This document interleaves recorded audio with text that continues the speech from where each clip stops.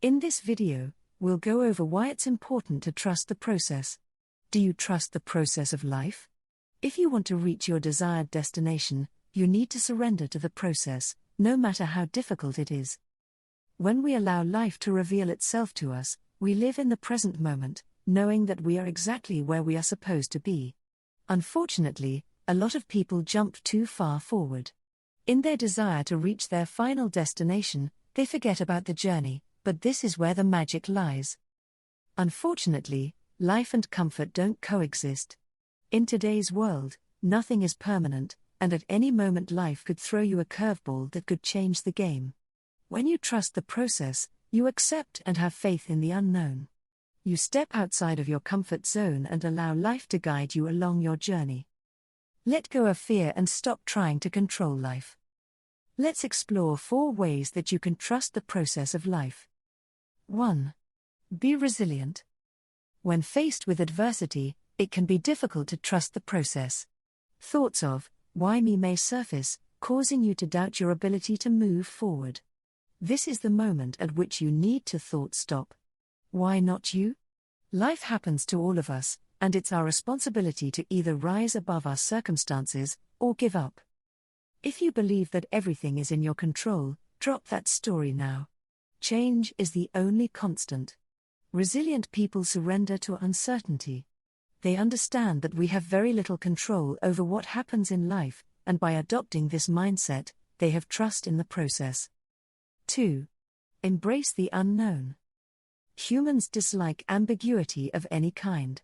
Anything that doesn't feel safe, stable, and comfortable feels dangerous.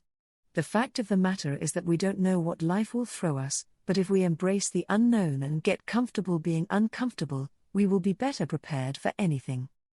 In his book, Nonsense, The Power of Not Knowing, Jamie Holmes explores the notion that people have an impulse to want to understand, reach conclusions, and take control. However, if we want to grow, both personally and professionally, we need to act confidently in the face of the unknown. There are no guarantees in life. Don't predict the future. Rather, focus on what you can control, which is the present moment. When you do so, you will be creating your life, moment by moment, with zero attachments to what could be. 3. Focus on your purpose. When in doubt, focus on your purpose. Trusting the process is about accepting that hardships will happen along your journey to success, but having confidence that every lesson is bringing you one step closer to fulfilling your purpose in life. Whether you want to believe it or not, failure is a good thing. It is proof that you are trying. When you commit to being persistent and carrying on, despite the odds, the universe will reward you. I encourage you to adopt a positive mindset and find ways to appreciate every experience, both good and bad, that is bringing you one step closer to embodying your purpose.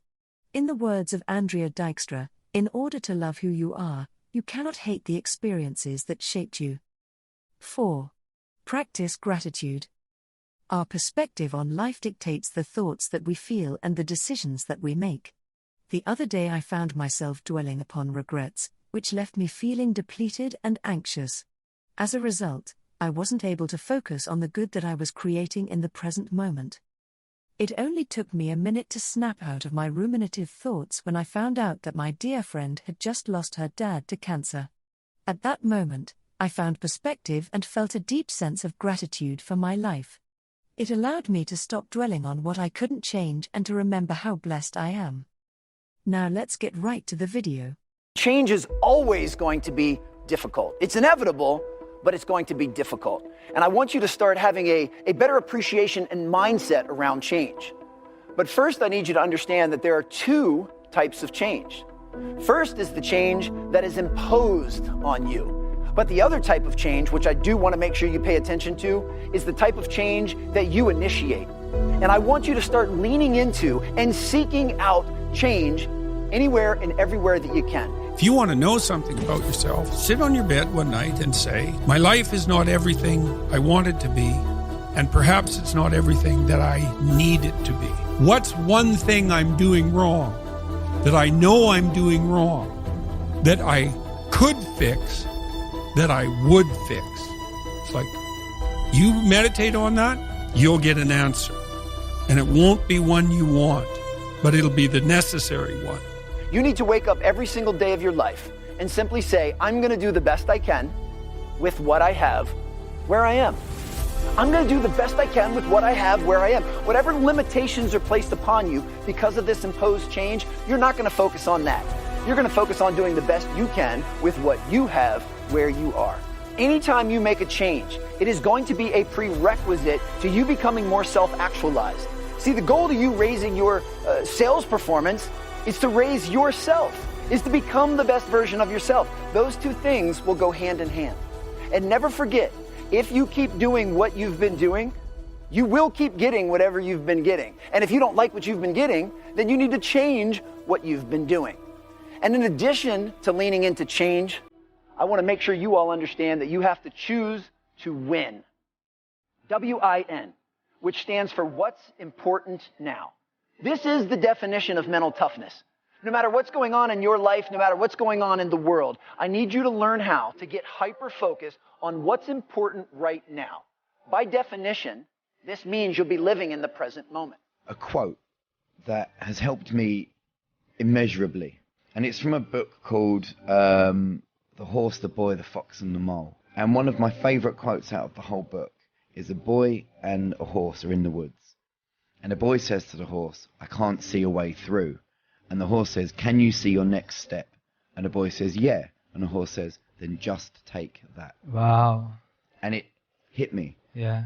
All of the time, we look at the goal, we look at the future, we look at the end game, we look at how long a journey it is, and we feel overwhelmed. Yeah. Instead of that, just go, right, I'm not going to worry about that, because that will come. With each step, you will get closer to that. So I don't need to worry about how far away it is. All I need to focus on right now is my next step. You have to trust, respect, and appreciate the process. See, I know you all have outcomes that you desire, but in order to get to those outcomes, you have to build some micro steps and a process that will greatly increase your chance of reaching that desired goal. See, once you have that North Star, and I want you to have that North Star, now it's a matter of what can I do today that will take me closer to that North Star? What can I do right now that will inch me closer to the goal I'm trying to reach? So we have to trust and respect and appreciate the process. If you were to go to the gym, right? It's like exercise, right? If you go to the gym and you work out and you come back and you look in the mirror, you will see nothing. And if you go to the gym the next day and you come back and you look in the mirror, you will see nothing. So clearly there's no results, can't be measured, it must not be effective. So we quit, right? Or, if you fundamentally believe that this is the right course of action and you stick with it, you commit yourself to the regime, the exercise. You can screw it up. You can eat chocolate cake one day. You can skip a day or two. You know, it allows for that. But if you stick with it consistently, I'm not exactly sure what day, but I know you'll start getting into shape. I know it. It's not about the events. It's not about intensity. It's about consistency.